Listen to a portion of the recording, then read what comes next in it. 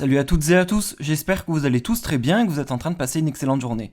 Comme vous avez pu le voir dans le titre de la vidéo, aujourd'hui on va principalement parler de Mathias Pogba. Vous le savez tous, il y a plusieurs semaines en arrière, Mathias Pogba, le frère de Paul Pogba, avait décidé de prendre la parole sur les réseaux sociaux en publiant plusieurs vidéos dans lesquelles il annonçait qu'il allait faire des révélations sur Paul. Et d'après lui, ces révélations concernaient principalement une histoire autour d'un marabout ainsi qu'autour de Kylian Mbappé. Puis, Mathias n'avait pas fait ces révélations, mais il s'était exprimé à plusieurs reprises, annonçant qu'il allait les faire. Cette histoire a pris d'énormes proportions, que ce soit sur les réseaux sociaux, à la télévision, mais également dans les tribunaux, puisqu'en parallèle, il y avait une autre histoire autour de Paul et de Mathias Pogba, bien plus grave, qui s'était produite dans l'appartement de Paul à Paris. Vous avez forcément dû en entendre parler, mais il y a plusieurs jours, Mathias Pogba est allé en prison, notamment concernant cette histoire, de l'appartement à Paris. Il y a tout juste quelques instants et contre toute attente, alors que Mathias Pogba est actuellement en prison, il a publié énormément de vidéos sur son compte Twitter, des vidéos dont il explique qu'il les avait programmées à l'avance s'il allait aller en prison. Mathias Pogba a publié 7 lettres adressées à son frère Paul Pogba. Si vous avez envie de lire de quoi il s'agit, n'hésitez surtout pas à mettre en pause la vidéo. Dans les très nombreuses vidéos qu'a publiées Mathias Pogba, il décide de parler de son frère Paul et il fait d'après lui des révélations. Il est notamment revenu sur l'affaire de la sorcellerie avec un certain marabout. D'après lui, Kylian Mbappé aurait été victime de ce marabout. Avant de vous laisser avec l'ensemble des vidéos de Mathias Pogba, je tenais à préciser que je n'affirme en aucun cas que tout ce qui est dit par Mathias Pogba est la vérité. Ses propos n'engagent que lui. Pour l'instant, Paul Pogba ne s'est toujours pas exprimé à la suite de ces vidéos et il est important de rappeler que jusqu'à preuve du contraire, Paul Pogba est toujours présumé innocent. Je vous laisse sans plus attendre avec toutes les vidéos.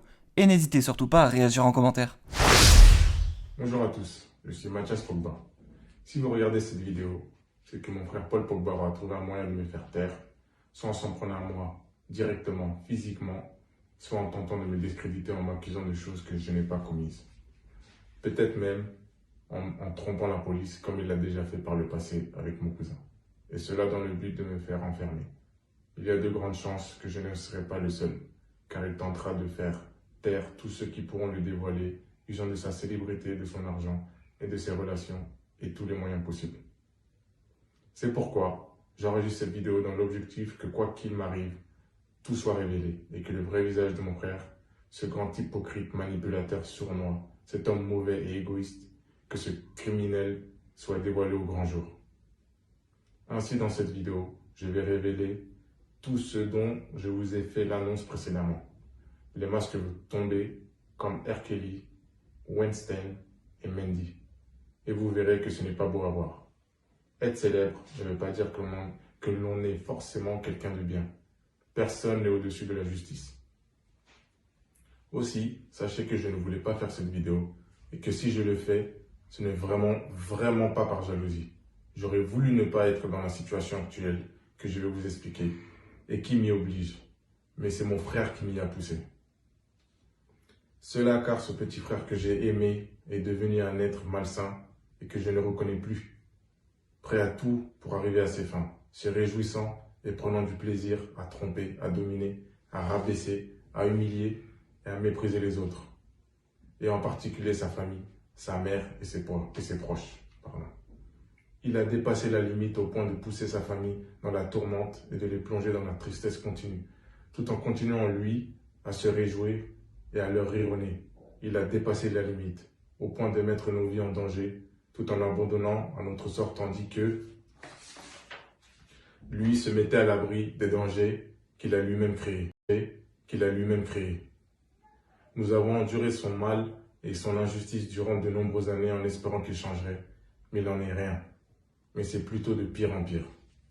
Et notre famille souffre de plus en plus. Plus il travaille à améliorer son image publique, plus son hypocrisie augmente. Et plus il devient un être humain infâme et méprisable. Aujourd'hui, mon frère m'a placé dans une situation où je suis obligé de m'exprimer publiquement si ma famille et moi-même voulons en avenir.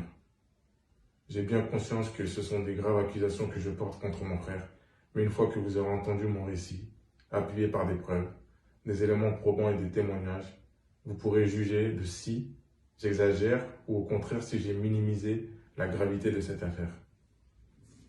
Ainsi, cette affaire, les méfaits de mon frère et mon récit s'articulent autour de 5 sujets qui vous permettront de comprendre la réalité de ce personnage et la gravité de la situation. Je vous les résume d'abord avant de tout vous expliquer et de rentrer dans les détails. Alors tout d'abord, il y a la famille et son véritable comportement envers elle. Et la vérité est loin de l'image devant des caméras. Car la réalité est qu'il a tourné le dos à sa famille sans raison. À sa famille qui ne lui a rien fait de mal. Car au contraire, il est né et a vécu dans une famille aimante, soudée, très soudée, qu'il a toujours soutenue et encouragée. Et quand je dis tourner le dos, je ne parle pas simplement de couper les ponts et de faire sa vie. Je parle de quelqu'un qui décide de ne rien faire pour vous, tout restant à proximité et en étant observateur de votre déchéance. S'en réjouissant, attendant que vous le suppliez pour ensuite vous faire des promesses qu'il ne tiendra pas afin d'augmenter votre désespoir. Qui parfois de lui-même vous fera des promesses qu'il ne tiendra pas pour vous faire rêver afin de mieux vous voir tomber. Qui de temps en temps vous donnera des miettes lorsque vous serez à terre, mais jamais assez pour vous en sortir. Pour que vous lui soyez redevable pour mieux vous mépriser et se faire passer pour une bonne personne.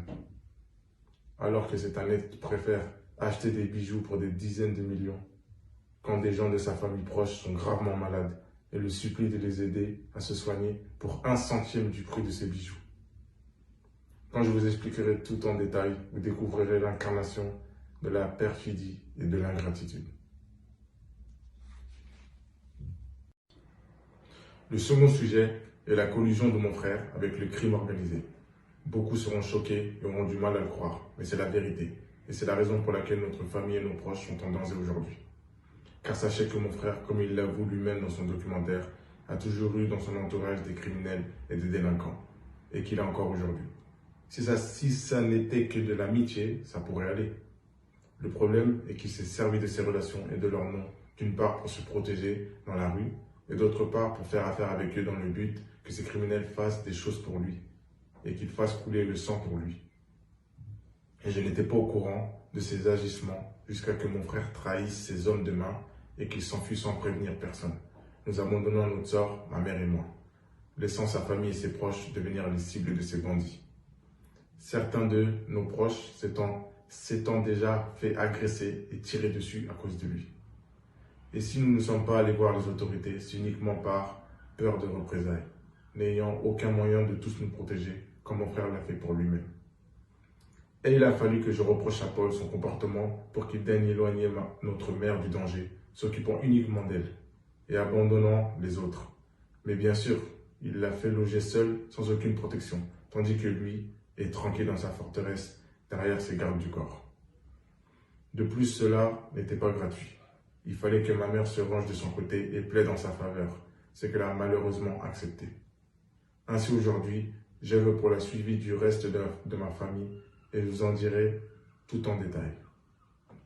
Le troisième sujet est sa collaboratrice, Rafaela Pimenta, qui aujourd'hui a pris la relève de Mino Raiola, qui avait lui-même succédé à Walid Tanazefti. Or, celle-ci a pris la relève tant au niveau professionnel qu'au niveau de la manipulation. Car si mon frère est devenu ce qu'il est, c'est en grande partie car ces trois, en plus d'une autre personne dont on parlera après, ont particulièrement œuvré à l'isoler pour mieux l'influencer et le manipuler. Faute de quoi le premier Walid a pu tromper mon frère, comme ce fut relaté dans les journaux. Le deuxième, Milo, secondé par Rafaela, a pu se gaver sur son dos comme avec aucun autre joueur. Et la dernière, Rafaela, assure désormais la relève l'aidant, entre guillemets, à gérer ses finances de façon rapprochée. Rapprochée en ayant sa propre chambre chez mon frère et en organisant des réunions nocturnes en usette dans le lit de mon frère.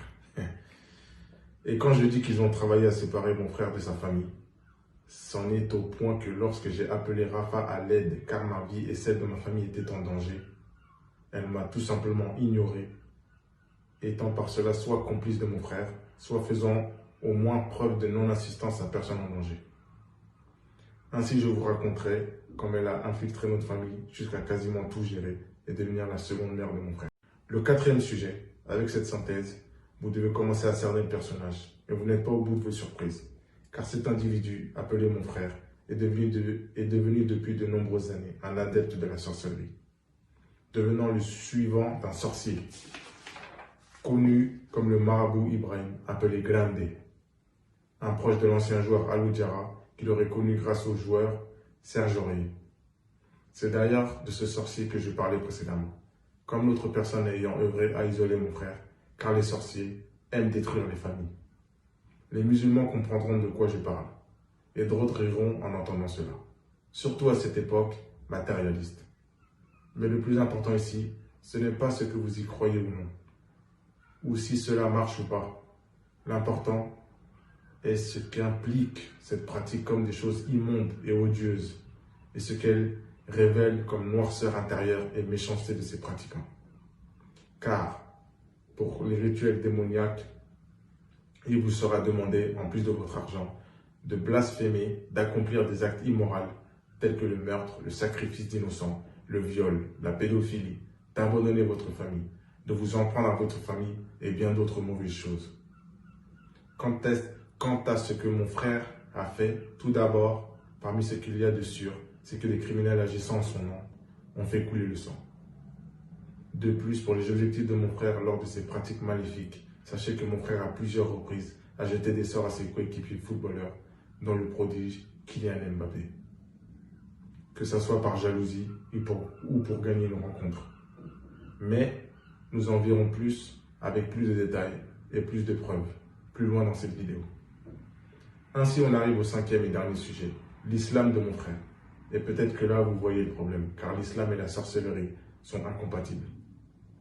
Impliquant que quiconque pratique la sorcellerie en tant que prétendant être musulman n'est en fait qu'un grand hypocrite. C'est que l'islam nous apprend.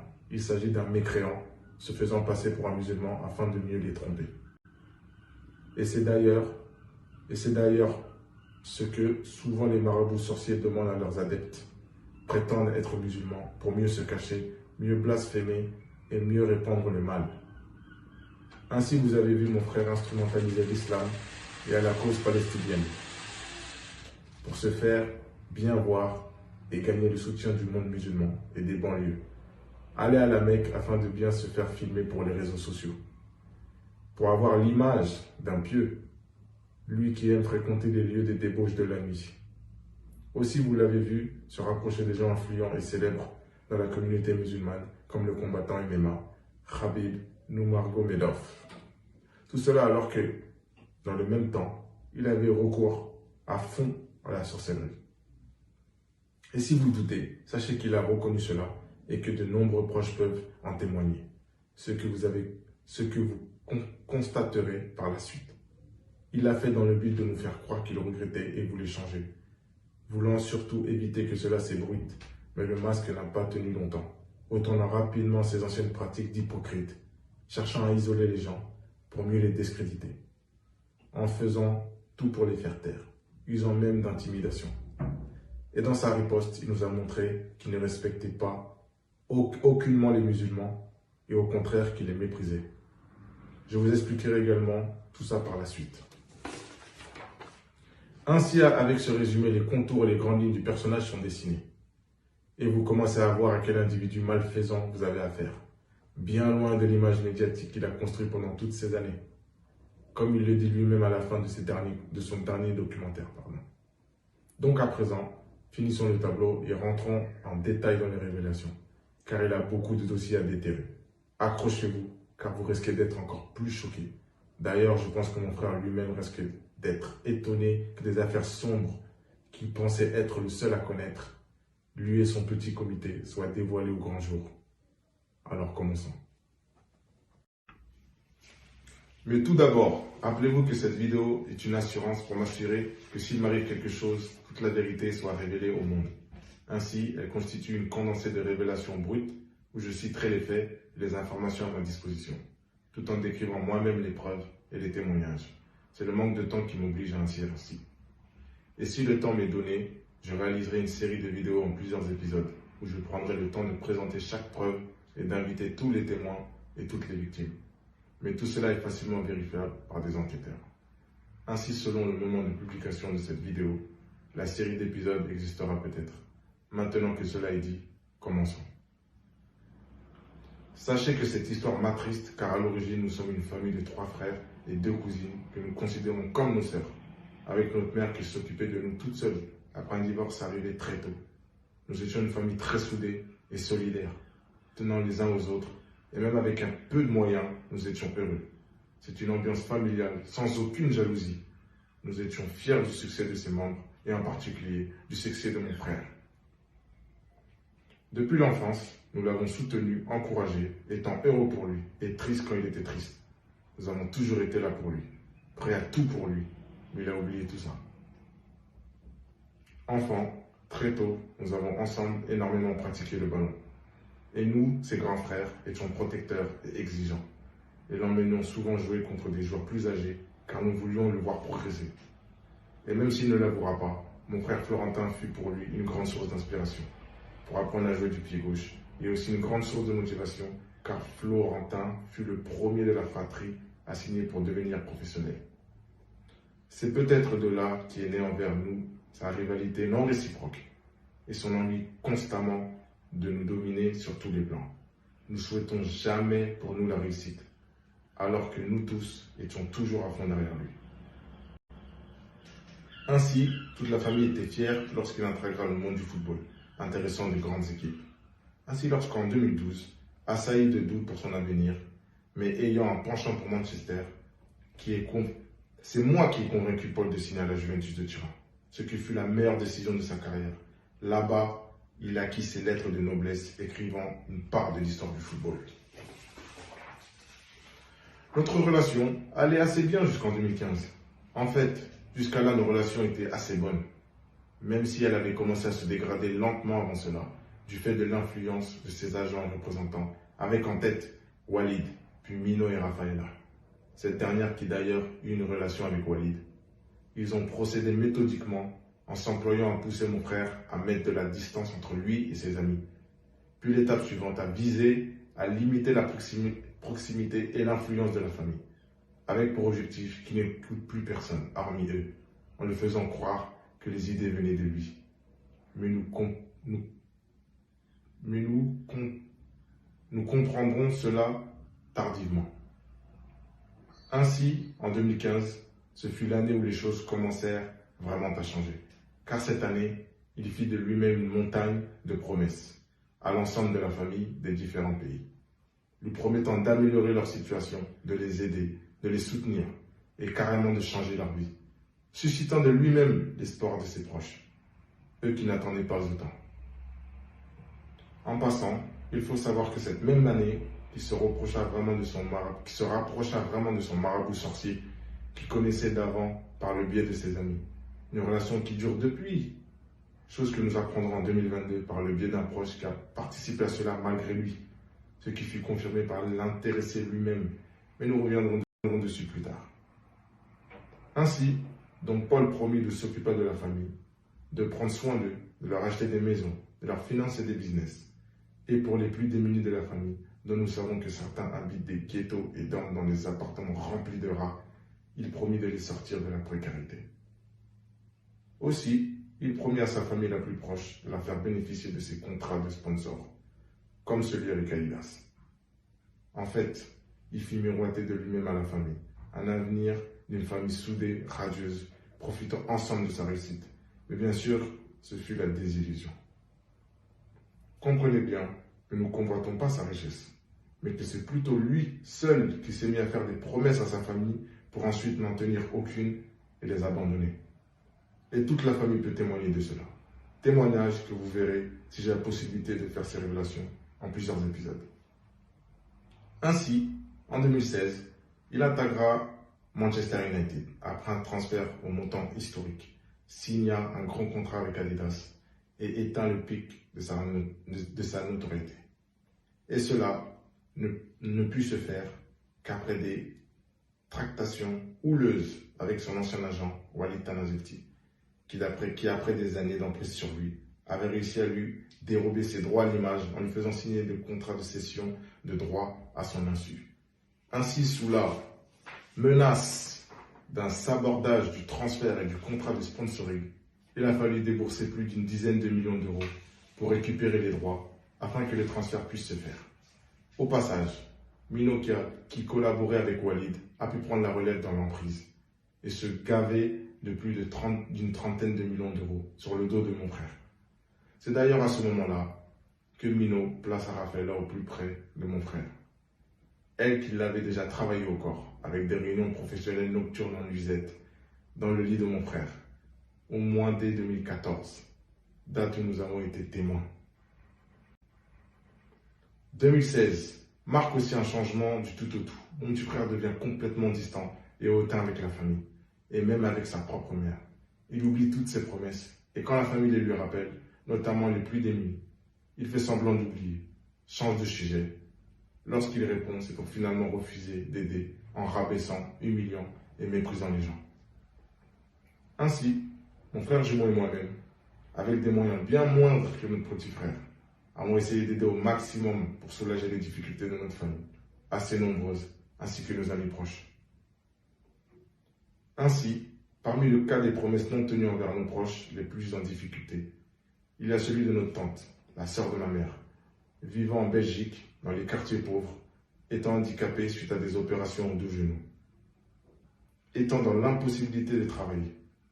Alors, lorsque celle-ci lui demanda de l'aide, lui demandant s'il pouvait tenir sa promesse de lui faire vivre dans de meilleures conditions, loin du ghetto, ou au moins de l'aider, il l'envoya balader et au bout d'un moment, il ne répondait même plus à ses appels. Ensuite, lorsque notre cousine, la fille de notre tante, aujourd'hui mère de famille, qui est comme notre sœur, car ayant grandi avec nous dans la même maison, ayant pris soin de nous, l'a imploré de les aider. Il leur envoya au moins 10 000 € couvrant une fraction de leurs dépenses, entre les soins de santé, le loyer, la nourriture et les dettes. Et lorsqu'elle le remerciait quand même, mais lui expliquant que ce n'était pas assez au vu de leurs problèmes, il lui répondit de façon hautaine qu'il n'était pas sa banque. Lui qui porte des montres à 300 000 €. Et donc, depuis lors, il les a abandonnés, pouvant parfois rouler en Rolls-Royce à moins de 15 minutes de chez elle, sans même chercher à prendre de leurs nouvelles.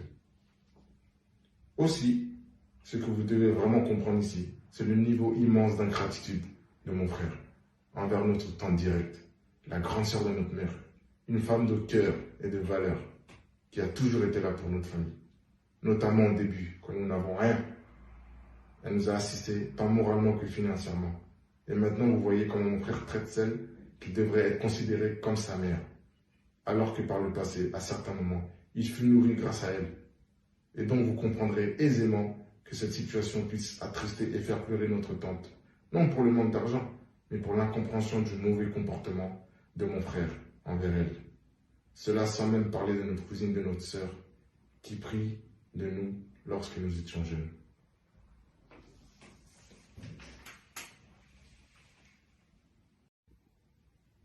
En y réfléchissant, je pense que mon frère fait payer à la tante sa franchise, car pour son bien, elle n'hésite jamais à lui dire en face ce qui ne va pas chez lui. Ce qui aboutit finalement à lui jeter au visage son hypocrisie, sa méchanceté et son vice, chose qu'il ne doit clairement pas apprécier. Aussi, prenons un autre cas d'injustice et d'ingratitude flagrante, celui de notre cousine proche, vivant aux États-Unis, pays où les soins de santé sont excessivement chers. Elle atteint d'une maladie du sang assez rare, le von Willebrand type 2B hémophilia, lui compliquant la vie par des hémorragies internes et externes, pouvant survenir n'importe quand, sans raison apparente, avec un risque de complications à la moindre blessure ou intervention médicale. C'est pourquoi notre cousine a imploré mon frère pendant 2 ans, de l'aider à financer un traitement valant dans les 100 000 € qui lui permettrait de guérir ou d'au moins grandement améliorer sa situation afin d'avoir une vie normale. Et bien sûr, il refusa, prétextant une raison faillacieuse comme quoi cette maladie est héréditaire et donc il ne pouvait pas l'aider. Sauf que oui, ça peut être héréditaire, mais ça n'empêche pas qu'il y ait des traitements, comme n'importe qui pourra le voir en tapant sur Google. Ainsi, vous voyez comment au lieu d'assumer son refus, il préféra la balader pendant longtemps, s'amusant à donner des fausses excuses à une proche, malade, désespérée, qui attend jusqu'à présent depuis plus de 3 ans ce jour. Vous pourrez peut-être penser qu'il a le droit d'être avare, alors que l'avarice est l'un des pires défauts de l'homme. Qui aime les gens avares? Mais n'oubliez pas que de base, c'est lui qui s'est proposé d'aider les gens et leur a fait la promesse et que lorsqu'il n'avait clairement pas l'intention de donner, il balada les gens, laissa les plus désespérés le supplier pendant des années. Cela, alors qu'il n'hésite pas à offrir des Rolex ou des bagues en diamant, valant des centaines de milliers d'euros à l'ensemble de son équipe de foot, composée de gens n'en ayant pas besoin du tout, car eux-mêmes déjà extrêmement riches, tandis que la famille à qui il doit la vie est dans la situation totalement inverse. Aussi, dans la version longue, en plusieurs épisodes, vous aurez droit à tous les témoignages de la famille. Surtout que j'ai moi-même bénéficié de son mauvais traitement lorsqu'en 2017, je fus blessé au tendon d'Achille, me retrouvant sans contrat, sans revenu, sans économie, mon argent ayant servi pour la famille. Et évidemment, il ne m'apporte aucune aide, bien que connaissant ma situation. Mais par contre, il ne se priva pas de chercher à me rabaisser à la moindre occasion, moi son grand frère. Sachez aussi qu'en 2018, la famille a dû faire bloc pour l'obliger à nous obtenir des places pour la Coupe du Monde.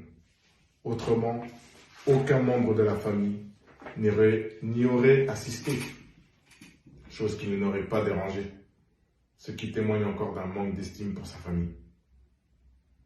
Et cette année 2018 fut vraiment difficile pour la famille, car plusieurs membres, dont ma mère, nos tantes et d'autres proches, ont connu différents problèmes et heurtent des problèmes financiers, n'arrivant pas à payer leur loyer, se nourrissant difficilement et se retrouvant systématiquement à découvert. Ainsi, mon frère jumeau et moi avons fait ce que nous pouvions jusqu'à nous mettre nous-mêmes en difficulté. Et quand on demandait de l'aide à Paul, aussi minime qu'elle puisse être, soit il nous prenait au mot, qui premier degré, pour bien se moquer de nous en nous donnant que très peu, soit il nous snobait et nous ignorait complètement. Ainsi, je demande, est-ce normal d'agir ainsi envers sa famille? Et encore plus envers sa mère, qu'il présente aux médias comme un modèle, une inspiration, une personne vraiment importante pour lui? Évidemment que non. Mon frère est une personne qui ne pense qu'à lui, qui ne souhaite pas que sa famille réussisse, allant jusqu'à vous dissuader de vos projets, de vos idées, pour ensuite se les accaparer. Comme lorsque notre frère Florentin a proposé l'idée de créer la marque Pogba, dans le but qu'elle soit exploitée par les trois frères, et qu'il a refusé, prétextant que ce n'était pas une bonne idée, pour ensuite aller lui-même déposer la marque à son nom, derrière notre dos. Ainsi, si vous allez à l'INPI, vous trouverez la marque à son nom seul, ce qui nous a montré et prouvé qu'il voulait être le seul à exploiter le nom et la marque Pogba, qui, ne l'oublions pas, est le nom de nos ancêtres.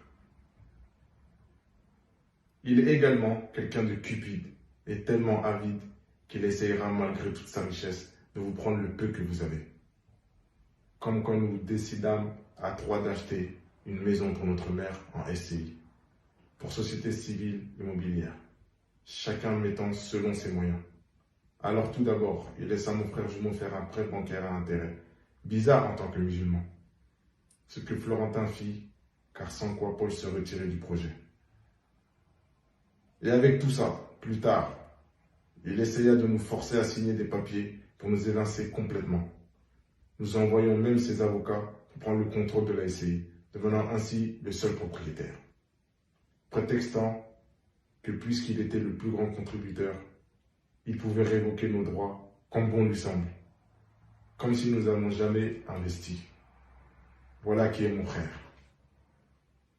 Il ne se rétracta à la fin qu'après avoir reçu une opposition ferme, et nous étions déterminés à aller jusqu'au bout, quitte à affronter les tribunaux et à rendre public l'affaire. Dès lors, il chercha à nous amadouer en voulant bien nous consentir un prêt. J'ai bien dit un prêt, afin qu'on puisse aider la famille qu'il avait lui-même promis d'aider. Aussi, il a tellement de choses à dire sur son lot d'arrogance et de manque de respect, même envers sa propre mère, que je suis obligé de sélectionner. Et son comportement est tellement flagrant d'injustice que plusieurs footballeurs pros lui ont déjà parlé de cela. C'est une chose qui commence à se savoir. Mais il en a qu'à faire, il en a que faire.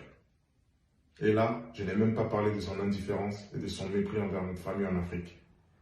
Lui qui a dû être menacé par le gouvernement d'être interdit de territoire s'il n'allait pas en Guinée pour un événement organisé de longue date, où il avait accepté d'aller pour tenter de désister à quasiment la veille de l'événement.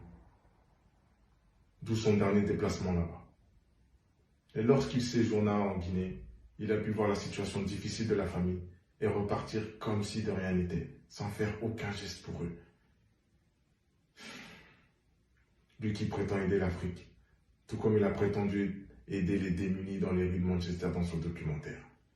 Alors que son ancien chauffeur, bras droit et ami d'enfance, qui restait près de lui plus de 6 ans, ne l'a jamais vu faire cela, ne serait-ce qu'une seule fois.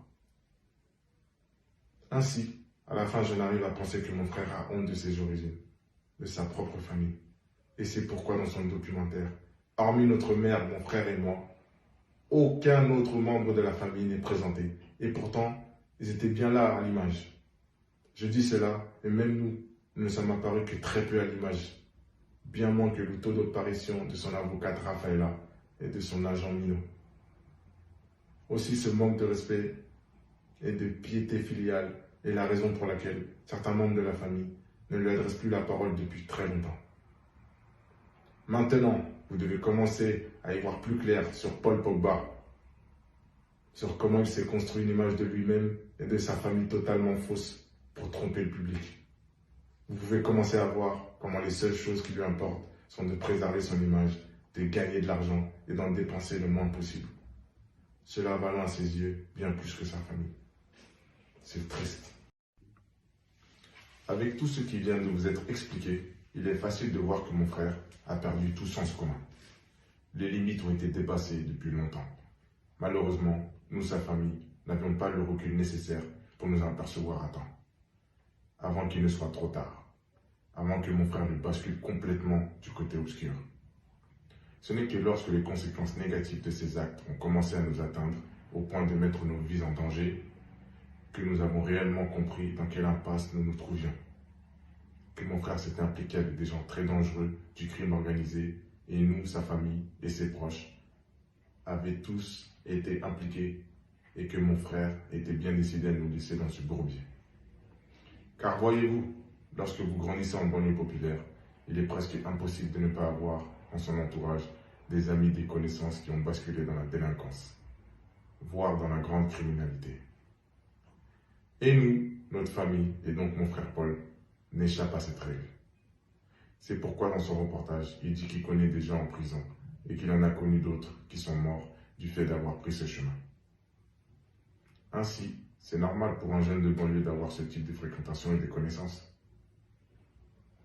Mais ce qu'il faut savoir, c'est que lorsque vous êtes issu de banlieue, tout en étant riche et célèbre, et que vous voulez être en sécurité, vous n'avez pas beaucoup d'issues. Soit vous quittez le quartier pour ne jamais revenir en vous assurant qu'on ne puisse jamais accéder à vous, ce qui est difficile face à des gens déterminés, dangereux et possédant de grands moyens et des contacts qui, grâce à Internet, peut savoir n'importe quand à quel endroit vous êtes et qui, avec les moyens modernes, peuvent se déplacer facilement dans le monde.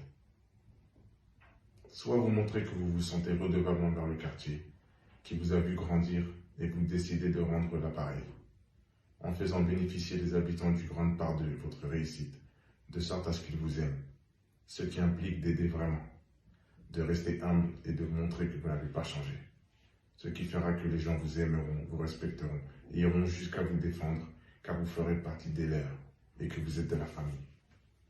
Ou sinon, une issue encore, est-ce que vous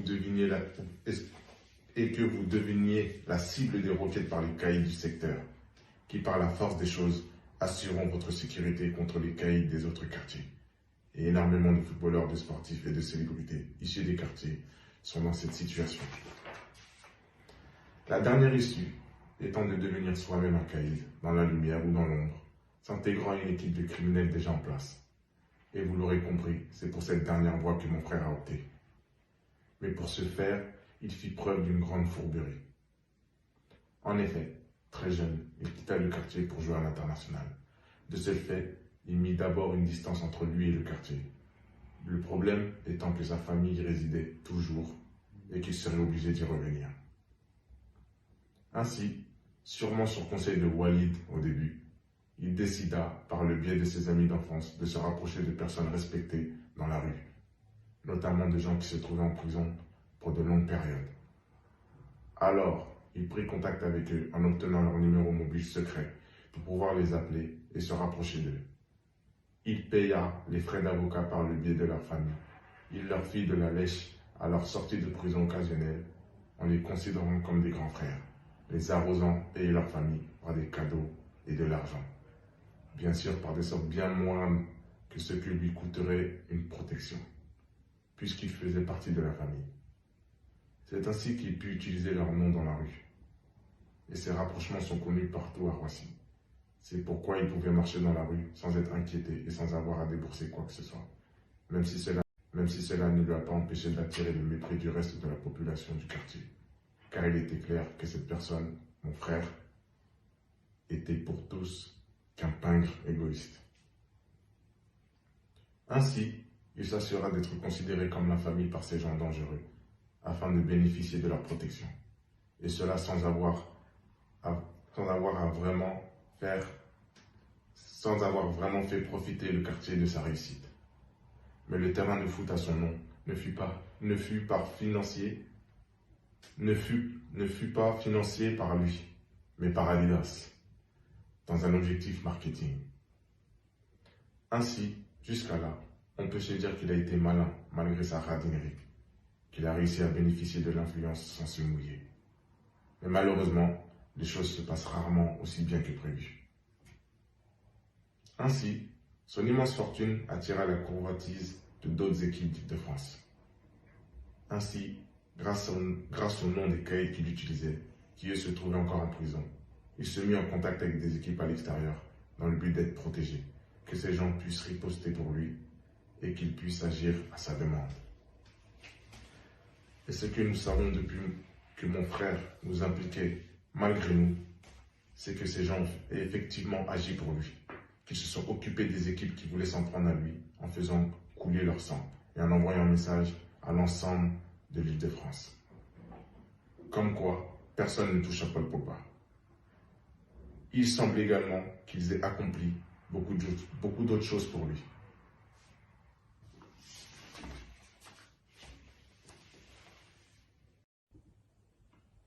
Aussi, vous vous demandez comment nous savons cela.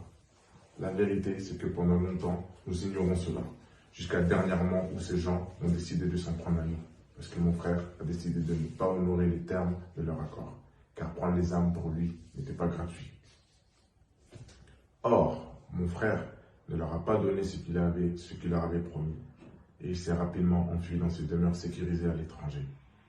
Et lorsqu'il le fit seul, sans prévenir personne des problèmes qu'il a causés, et abandonnant sa famille, nous laissant, ma mère et moi, ainsi que nos amis, être la cible de ses anciens partenaires. Cela sans même nous avertir du danger. Et il a fallu que je sois braqué pour comprendre la réalité de la situation. Ce qui fait qu'en y repensant, j'aurais pu mourir sans en comprendre la raison. Il n'y a que plus tard, après mes remontrances et après avoir compris cela pouvait nuire à son image, qu'il éloigna ma mère seule dans un logement non sécurisé dans le sud, en l'achetant par la même occasion afin qu'elle se taise sur ses agissements et l'appuie en tout. Ce qu'elle acceptera malheureusement, laissant ses autres fils en proie du danger pour des considérations matérielles. Je sais, triste réalité. D'ailleurs, depuis lors, hormis ma mère qui est de son côté, il bloque les appels de toute la famille, moi y compris, et de tous les proches au courant de l'histoire, nous montrant qu'il nous a complètement abandonnés. Ainsi, ces bandits virent vers nous, sa famille et ses proches. Ils se mirent à nous intimider, à nous agresser. Ils brûlèrent nos voitures, mirent le feu chez ma mère et je fus moi-même braqué. Et dernièrement, ils prirent un proche connu et respecté à Roissy pour avoir fait de la prison pendant longtemps, dont mon frère a auparavant utilisé le nom dans la rue, parmi tous les noms qu'il utilisa.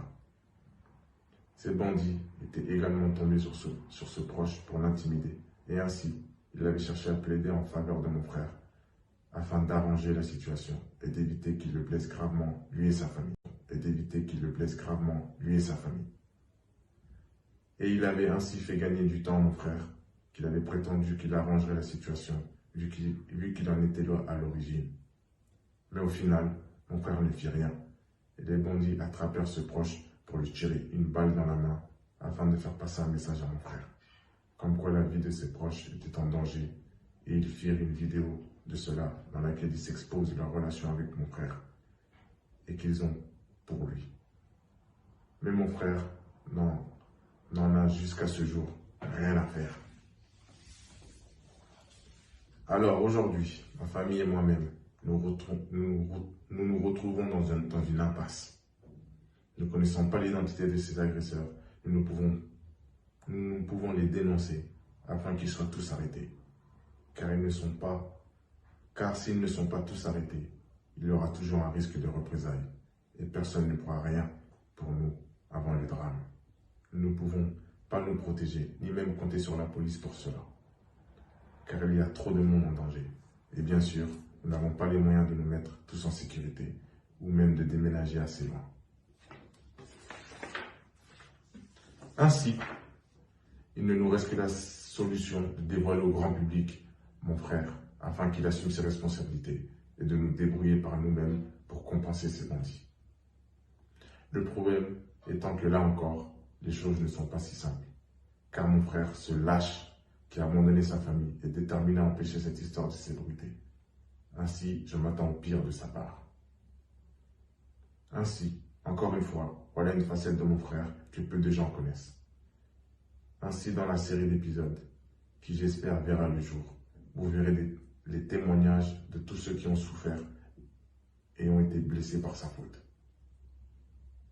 Ainsi, aujourd'hui, nous ne souhaitons qu'une chose, sortir de ce cauchemar et pouvoir retourner à une routine quotidienne paisible, sans histoire, sans mon frère et son influence néfaste. Voilà l'enjeu de notre combat actuel. Ainsi, dans cette lutte, pour se libérer de cette crise mortelle engendrée par mon frère, on ne peut faire l'impasse sur celle qui le seconde en tout aujourd'hui et lui sert de conseil, Rafaela Pimienta. Cette femme ambitieuse et opportuniste qui a réussi à s'élever dans le monde du football et de se rapprocher de mon frère par la flatterie et par de basses pratiques. L'essentiel de ces pratiques a déjà été expliqué précédemment, mais il s'agit de comprendre qu'elle a réussi à devenir indispensable à mon frère à tel point qu'il n'envisage plus rien sans la consulter. Elle s'est tellement rendue indispensable qu'elle joue souvent le rôle de secrétaire particulière, s'occupant de réservation de billets d'avion, d'hôtel ou de restaurant. Elle s'est placée dans une position où elle peut être au courant de tous les agissements de mon frère. C'est elle que mon frère ne peut faire que très peu de dépenses sans qu'elle ne soit au courant et qu'elle ait son mot à dire. L'une de ses stratégies fut également de se rapprocher de ma mère, de prendre l'ascendant sur elle par son statut d'avocat, son cursus et son savoir, afin que ma mère se sente ignorante et n'ose dire et répliquer quoi que ce soit, poussant ma mère à revenir vers elle pour toute question et tout besoin. Voyez-vous, elle s'est placée en tampon entre la mère et son fils. C'est ainsi qu'elle est devenue la seconde mère de mon frère. Et bien sûr, elle ne s'est pas arrêtée là, car elle a fait en sorte d'être un tampon entre toute la famille et mon frère. C'est ainsi que s'est maintenu l'emprise et le contrôle sur mon frère pendant toutes ces années. Pouvant ainsi tenter de la façonner à sa guise, sachant que ce façonnage a commencé très tôt. Car plus les gens sont jeunes, plus ils sont malléables. Bien sûr, ça n'excuse pas les fautes de mon frère, car il est adulte, désormais père de famille, et donc responsable de ses actes et de ses choix. Ce que je veux montrer, c'est qu'il n'est pas le seul responsable et que d'autres ont grandement contribué à la situation actuelle. Et vous voulez la plus grande preuve de leur emprise ayant poussé mon frère à devenir un individu abject. C'est qu'ils ont réussi à faire que mon frère se retrouve quasiment seul, les quelques restants de son entourage n'étant là que par intérêt. D'ailleurs, Rafa, comme on l'appelle, a toujours été au courant de ce qui s'est passé dans la famille et du comportement de mon frère, sans jamais le dissuader, car au contraire, c'est eux-mêmes qui lui ont poussé. Elle est également au courant de tout ce que mon frère a fait et qui a mis en péril notre famille. Ainsi, elle est au courant de la collusion de mon frère avec des criminels et elle est aussi au courant de tout ce que nous avons subi comme représailles à cause de lui. Cela, car je l'ai contacté en personne et lui ai tout expliqué moi-même et je possède encore les traces de nos échanges. Malgré cela, qu'a-t-elle fait? Rien. Ainsi, je demande où est l'intégrité de cette personne. Et en ce qui concerne son professionnalisme, ne serait-elle plutôt une pro de la manipulation? Ainsi, je pointe du doigt Rafaela Pimienta pour avoir utilisé notre famille pour leur carrière et leurs ambitions. Ils ont ainsi détruit et transformé notre famille heureuse, jadis, en un lieu où règne le ressentiment désormais. Est-ce ainsi qu'est censé agir un agent ou un avocat quand ils devraient agir dans l'intérêt de leurs clients et de leur famille? Ne devraient-ils pas aider leurs clients à améliorer leur vie? Est-ce le cas quand on les pousse à détruire leur famille? Quand on laisse ces familles en proie au danger?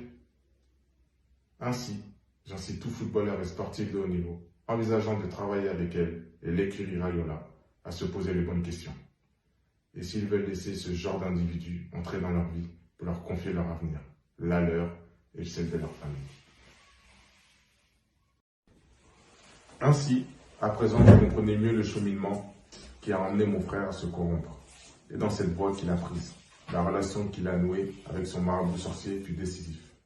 On parle d'un marabout assez jeune du nom Ibrahim, surnommé Glandé, associé secret de la société Team 5 de Roissy en France, selon ses propres dires, car c'est un proche de l'ancien international Alou Diarra. Mon frère l'a rencontré grâce au joueur Serge Aurier, lui ayant recommandé son marabout. C'est grâce à son ancien chauffeur bras droit et ami d'enfance, Mamadou Magassa, surnommé Mams, présenté comme tel dans l'avant-dernier documentaire de mon frère, que tout fut découvert. C'est grâce à lui que la vérité fut révélée, lui qui a travaillé auprès de mon frère pendant 6 ans environ. À son insu, il fut utilisé pendant près de 4 ans comme intermédiaire entre mon frère et son marabout sorcier, qu'il avait présenté au départ comme son oncle, qui bien sûr n'a jamais fait partie de la famille. C'est plus tard, lorsqu'il découvrit la vérité, qu'il prit peur, qu'il décida de quitter mon frère. Cet ex-bras droit nous a tout raconté, comment tout se passait, et ainsi que comment il a été exploité par mon frère alors qu'il prétendait être son ami. Ainsi, il rencontra ce faux oncle pour la première fois en 2015, lorsque Paul invita ce sorcier à dîner chez lui. Peu de temps après, Paul lui demanda de livrer un gros sac d'argent à l'aéroport Charles de Gaulle à un inconnu. 2016 arrive le transfert de Paul, qui s'effectue avec le plus gros montant de l'histoire. La relation avec le sorcier devient plus proche, et le marabout travaille dès lors beaucoup pour lui. Ainsi, le rôle d'intermédiaire de Mams en rapport avec le sorcier consistait essentiellement à faire parvenir les paiements liquides de mon frère Paul au sorcier, en paiement pour ses rituels mystiques, ce qu'il effectua 1 à 2 fois par mois pour les montants tournant autour de 75 à 100 000 euros à chaque fois. Les montants étaient tellement récurrents que pour faciliter la tâche, Paul lui avait fait une procuration auprès de la Banque centrale de Londres afin qu'il retire lui-même l'argent et effectuer la remise directement et rapidement. Ainsi, Mams effectua régulièrement des voyages entre la France et le Royaume-Uni à partir de 2016. Voyages qui avaient pour seul objectif de livrer l'argent à l'aéroport Charles de Gaulle au sorcier, qui venait récupérer l'argent lui-même. Dès qu'il déposait l'argent, il retournait aussitôt dans l'avion. Il effectua aussi des voyages lorsqu'il avait de grands matchs à venir. Fin de 2016, le sorcier décide de venir à Manchester sous le couvert d'être fan de l'équipe. Mais comme il n'y a pas de visa, il demande à Paul de s'en occuper, ce qu'il fera. Pendant ce séjour, il demandera à visiter le stade, s'isolera avec Paul, et un moment plus tard, Paul demandera à Mamadou d'aller enterrer un papier dans la pelouse sans fournir d'explication. Car notez que jusqu'à là, Mams ne savait pas dans quoi il était impliqué.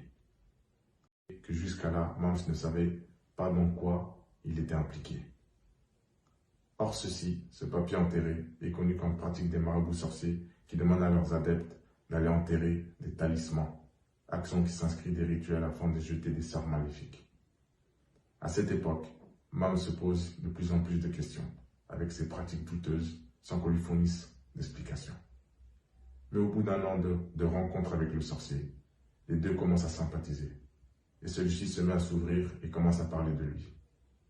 Et au bout de 2 ans, en 2017, le sorcier dévoila enfin ce qu'il est, la vraie nature de sa relation avec mon frère et le travail qu'il effectue pour lui. Il lui révéla qu'il travaille pour de nombreuses célébrités de différents milieux, dont plusieurs footballeurs professionnels, et que son travail mystique pour Paul consiste à lui prédire l'avenir, à le faire briller, le mettre en lumière, augmenter ses performances, saboter les matchs, jeter des sorts à ses ennemis ou d'autres footballeurs pour les empêcher d'être performants ou alors pour détruire leur potentiel. Pour illustrer ses propos, il lui donna plusieurs exemples de choses qu'il avait faites pour Paul, des travaux de divination et manipulation de résultats de matchs, comme pour la finale de l'Euro 2016, où il se passa des choses bizarres, comme la nuée de papillons juste avant le match. Au fur et à mesure des rencontres, le sorcier n'hésite plus à lui dire le travail mystique qu'il doit effectuer, comme pour l'Europa League, pour lequel il travailla pour assurer la victoire. Mam reste en continuant à être sceptique. Pendant ce temps, Paul s'étant laissé convaincre et croyant de plus en plus à son sorcier, il passe de plus en plus de temps à converser avec lui, ressortant joyeux et confiant après ces discussions. Lorsque mon frère et son marabout sorcier se rencontrent, ils s'isolent pendant de longues heures. Parallèlement à cela, Paul fait de plus en plus de cadeaux à son gourou, lui offre une Cadillac, lui envoie encore plus d'argent. Les envois d'argent sont tellement importants qu'en plus de Mams, il a recours à d'autres coursiers. Un jour, le sorcier se fit arrêter en France avec une très forte somme d'argent, que la police lui demande de justifier. Ainsi, Paul les appellera lui-même pour confirmer que c'était de l'argent qu'il lui avait remis. Cela ne suffisant pas, la police demanda un justificatif et c'est Mam qui sera chargé d'effectuer l'envoi du document. En constatant tout ce qui se passait, Mam essaya de confronter Paul en l'interrogeant, celui-ci ne sachant pas que le sorcier avait déjà tout révélé.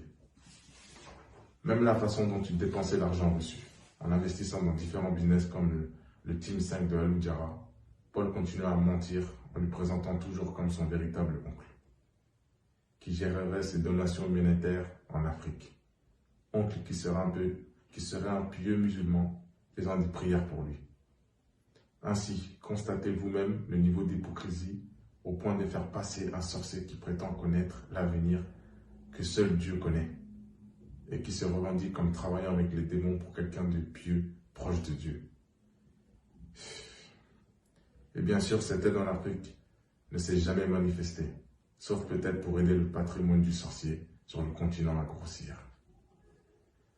Aussi, Mams alla interroger la famille sur cet oncle pour constater que personne ne le connaissait et donc qu'il n'a jamais fait partie de notre famille. Suite à cela, le tournant fut la Coupe du Monde 2018, où Paul, encore plus croyant vers le sorcier qu'envers Dieu, chargea le sorcier d'un gros travail afin d'assurer la victoire de l'équipe de France. Ainsi, le sorcier confirma lui-même à Mams que le travail avait été déjà effectué. Et après la victoire de l'équipe de France, c'est là que Mams commença vraiment à être effrayé. Après cela, Paul continua de plus belle avec son sorcier, notamment pendant la Ligue des Champions pour s'assurer que Manchester passe. Et celle-là se passa à l'action de trop pour Mams. Pour le match retour, Manchester United, Paris Saint-Germain. À la demande de Paul, le sorcier a été chargé de neutraliser Kylian Mbappé, qui connaissait alors une ascension rapide, dépassant largement la notoriété de Paul. Ce fut bizarre pour Mams de constater que pendant ce match, Kylian fut l'ombre de lui-même face à une équipe de réserve. Le problème était que, dans le même temps, Paul faisait tout pour se rapprocher de Kylian, comme on pouvait le voir dans les médias, prétendant l'apprécier et être son ami. Il l'appelait souvent. On les voyait bras dessous, bras dessous. C'est allé tellement loin que Kylian a presque failli conditionner son prochain contrat avec le PSG, ainsi Paul venait également jouer au PSG. Cela alors que derrière son dos, Paul lui faisait de la sorcellerie afin de saboter ses matchs. Le même sorcier a d'ailleurs dit à Mams, après le match, qu'il devait stopper la sorcellerie en cours sur Kylian au risque de détruire sa carrière, sachant qu'il était payé à la tâche. Sûrement que mon frère, toujours près de ses sous, n'a pas payé assez pour un boulot à long terme, ou que le sorcier voulait le faire payer un maximum. Tout cela sachant que selon Mams, mon frère a énormément payé pour ses prestations mystiques, au moins plus de 4 millions d'euros, pendant qu'il était encore là-bas, et sûrement plus du double depuis qu'il est parti. Cela, quand dans le même temps toute sa famille était dans le besoin, à croire qu'il échangeait sa famille contre la réussite. Chose souvent demandée par les sorciers, surtout que notre famille subit malheur sur malheur ces dernières années. Enfin, cette attaque sur Mbappé fut la goutte de trop pour Mams, car il réalisa que l'individu mauvais est mon frère, pouvant prétendre votre meilleur ami alors que dans le même temps, il cherche à vous détruire. Un individu prêt à tout pour arriver à ses fins. De plus, il se remémora la façon dont s'est comporté mon frère avec lui durant toutes ces années. Par la bouche, il était le bras droit, mais dans les faits, il était le larbin, exploité et payé au noir. Alors que d'autres footballeurs, lorsqu'ils font appel à leur meilleur ami pour les aider dans leur carrière, leur payent grassement des 10 000 euros, voire plus, afin qu'ils profitent eux aussi du succès et améliorent leur vie. Lui était payé de base 2 000 euros au noir, qui plus tard fut baissé à 1 500, et certains mois, il n'était payé que 500 euros, alors que Paul prétendait être son ami, à qui il voulait du bien, et à qui, bien sûr, il a aussi fait des promesses non tenues. Cela alors que de base, le métier de chauffeur de maître que Mams faisait sans même parler de ses autres tâches est payé plus que cela, soit 2 400 euros en moyenne. Salaire qui monte en travaillant pour des personnalités fortunées. Et mon frère, n'est-il pas fortuné? Et n'est-ce pas son ami d'enfance, son bras droit? En tout cas, cela marqua la rupture entre eux. Mams décida de fuir ce milieu et rentrer chez lui. Mais Paul justifia son départ comme un licenciement pour vol, alors que ce qu'il lui reproche est une chose dont il était au courant et avait laissé faire. Car mon frère avait laissé à Mams une carte bancaire limitée à 2 000 euros par mois pour les courses et les diverses dépenses pouvant survenir, et c'est à Mams de gérer à sa guise. Le problème étant que souvent la famille l'appelait, notamment ma mère, car elle avait plus d'argent pour se nourrir, ainsi plusieurs fois lui envoyait un peu d'argent de cette carte, chose qui ne cachait pas à mon frère et qui n'avait jamais posé problème. Les sommes étant dérisoires pour mon frère. Mais à la fin, ce fut le motif de licenciement de Mams afin de les discréditer. Voyez comment le maintien de l'image a tout prix primordial pour mon frère.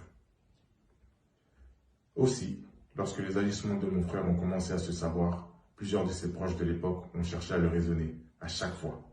Il prétendit comprendre qu'il arrêtait, pour toujours continuer ensuite. Ainsi, à l'heure actuelle, il ne serait pas étonnant qu'il continue ses pratiques. Aussi, retenez que cette relation entre mon frère et le sorcier est avérée, que lorsque ses proches de l'époque le confrontaient, au début il a essayé de nier, mais à la fin, devant l'évidence, il ne put qu'acquiescer, se mettant même à pleurer pour essayer de convaincre qu'il regrettait, alors qu'en fait il avait peur pour sa carrière si cela s'ébruitait. Mais depuis lors, depuis ces confrontations, courant que sa comédie ne marchait pas, il coupa les ponts avec les proches qu'il avait confrontés. Ainsi, j'ai essayé d'être clair dans ce récit, mais lors de la série d'épisodes, vous aurez droit à l'ensemble des éléments et des témoignages de tous les protagonistes, notamment celui de Mams, avec tous les détails et même les propos du marabout sorcier lui-même.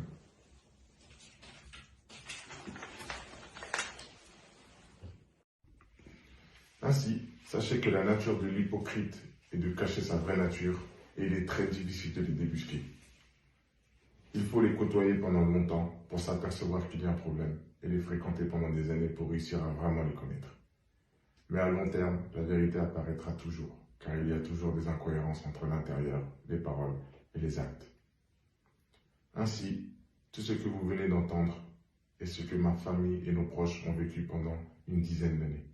Et si vous comparez ce récit avec l'image que mon frère essaie de renvoyer dans les médias, son hypocrisie vous sera claire et flagrante. Et si Mams regrette d'avoir participé à tout ça, étant profondément désolé pour Kylian Mbappé, même s'il était ignorant de tout ce qui se passait vraiment, c'est complètement l'inverse avec mon frère, qui s'entête de son hypocrisie, n'exprimant aucun remords sincère. Ainsi, si j'ai parlé de l'islam dans mon récit, c'est que Pour mon frère, l'islam est un élément clé dans sa stratégie de communication, notamment envers les banlieues, dont la majorité de la population est musulmane. Beaucoup de footballeurs français sont issus de banlieues et sont musulmans. Ainsi, en étant musulman, il est plus facile de se faire apprécier d'eux. De plus, avoir les musulmans derrière soi est une manière efficace de booster sa notoriété grâce aux followers musulmans. Mais surtout, tout le monde aurait pu constater le changement dans les stratégies de grandes marques, notamment les marques de luxe, qui ont opté pour la même stratégie qu'Adidas, avec qui mon frère a signé pour devenir leur égérie d'Europe. Leur stratégie se tournant désormais vers le hip-hop, le rap, le streetwear et les banlieues. Aujourd'hui, aucune classe sociale n'échappe à cette culture urbaine. Il faut voir l'émergence et la popularité de rap aujourd'hui. Et comme il est dit question mode, si Paris influence le monde, la banlieue influence Paris. Donc, s'assurer une place dans le cœur de la banlieue, c'est s'assurer une place de choix auprès des grandes marques. Ainsi, niveau humain, la stratégie de mon frère Paul consista à montrer son islam à tous et partout, invoquant Dieu et se prosternant en plein terrain, multipliant les pèlerinages à la Mecque, dont vous verrez les photos sur les réseaux avec des groupes de musulmans souriants, contents de côtoyer une star musulmane. Multipliant les interviews pour raconter sa conversion, parler de sa vision de l'islam. Profitant de chaque événement musulman pour rappeler au monde qu'il est là. L'objectif étant de paraître le plus pieux possible, de pouvoir se faire apprécier des personnes influentes de la communauté, voire de pouvoir se rapprocher d'eux afin d'obtenir leur validation pour être encore plus apprécié par la communauté et donc gagner en notoriété. Ce qui augmentera au final son prix pour les marques. Cela alors que dans ces mêmes médias sociaux, il n'hésite pas à montrer qu'il aime la fête et le monde de la nuit. Exemple d'incohérence entre les paroles et les actes. Bien sûr, cela lui permet aussi de gagner des points auprès de son sorcier, qui acceptera encore plus volontiers de l'aider en tant que coupable des pires crimes auprès de Dieu. Aussi, je vous ai déjà parlé du fait que l'islam est incompatible avec la sorcellerie, et que celui qui s'adonne à cette pratique est considéré par tous les musulmans du monde comme un grand hypocrite, et qui ne peut être considéré comme musulman. Aussi, j'aimerais signaler son comportement à l'égard de nombreux musulmans que mon frère a côtoyés, notamment à la Mecque. Musulmans qu'il appréciait du fait de s'être fait avoir par la fausse image de Dieu qu'il renvoie. En effet, tout comme avec notre famille, il s'est engagé à aider beaucoup de musulmans pour au final ne pas tenir sa promesse.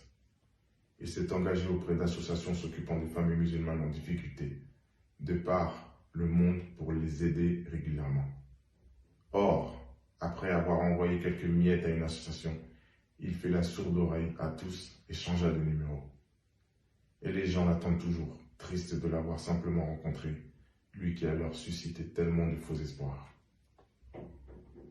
En fait, ce n'est pas étonnant pour qui le connaît, car comment pourrait-il aider autrui s'il n'est pas capable d'aider sa propre famille de sang? Et ce qu'il y a de plus exaspérant dans tout ça, c'est d'abord qu'il n'aide pas, mais qu'en plus il ne paye pas sa zakat. Des proches musulmans lui ayant reproché cela, il s'est engagé à le faire, mais au final, il ne fit rien. Quand on connaît l'importance de la zakat dans l'aide aux plus démunis de la communauté, refuser de le faire devait être suffisant pour les musulmans pour comprendre les mensonges de mon frère. Quand il dit aimer la charité, vouloir aider les musulmans, la Palestine ou l'Afrique. Ainsi, mon frère Jumeau et moi, étant également devenus musulmans, en étudiant et en apprenant ce que doit être un musulman, son hypocrisie n'a été que plus claire pour nous. Ainsi, il est important pour nous de mettre en garde les musulmans du monde, car notre petit frère Paul Pogba, car il ne mérite vraiment pas d'être écouté, suivi ou pris comme modèle. L'avoir observé pendant toutes ces années nous a permis d'acquérir la certitude que cette personne ne respecte ni Dieu, ni l'islam, ni les musulmans, et qu'il n'a encore plus rien à faire des adeptes des autres religions, à l'exemple des chrétiens et catholiques. C'est à se demander si lui, qui ne respecte pas sa mère, a le moindre respect pour quelconque être humain. Alors, peuple français, anglais et italien, retenez que mon frère n'est pas un héros et qu'il n'a aucun respect pour vous. Il n'aime et ne respecte que son image et l'argent. En conclusion, ainsi nous arrivons à la fin de ces nombreuses révélations. Même si pour aller vite, beaucoup de détails n'ont pas été omis, mais j'espère avoir la chance de pouvoir développer ce récit en détail en l'accompagnant de nombreux témoignages des témoins et victimes, afin qu'il n'y ait aucun doute sur tout ce que je viens de vous raconter et sur la véritable personnalité de mon frère, afin que quiconque le rencontre soit sur ses gardes pour ne pas souffrir de sa mauvaise influence. Et je vous le dis, côtoyer mon frère Paul Pogba ne vous apportera rien de bon et positif dans votre vie. Notre famille s'en serait portée bien mieux s'il avait coupé les ponts dès le début et s'il n'avait pas cherché à exercer son influence sur nous, s'il s'était abstenu de faire des promesses. Aujourd'hui, ce que j'espère, c'est que mon frère se réveille, qu'il assume sa responsabilité et que notre famille puisse sortir du guêpier mortel dans lequel il nous a mis. Car rappelez-vous, nous sommes en danger à cause de lui et je pourrais me faire tuer n'importe quand par sa faute. Mon souhait, pouvoir retrouver une vie normale. Merci de m'avoir écouté.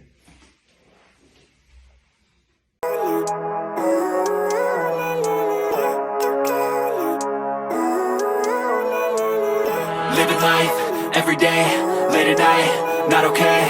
All I want, and I pray, all I need are some better days.